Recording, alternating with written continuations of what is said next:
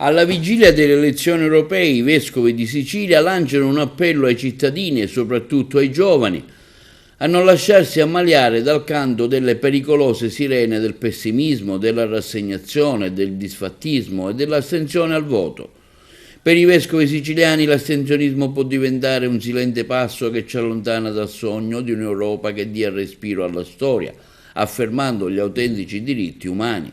Un diritto, quello al voto, che diventa comunque un dovere per i cittadini della Sicilia, isola ancora chiamata a essere all'interno dell'Europa unita, piattaforma di pace e di integrazione per i tanti popoli del Mediterraneo che cercano in Europa salvezza e lavoro.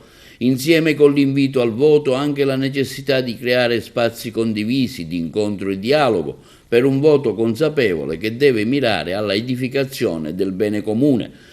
L'augurio dei vescovi siciliani è che il Parlamento europeo possa essere quella istituzione detentrice del potenziale necessario per affrontare e risolvere le molteplici questioni generate dalle numerose trasformazioni epocali.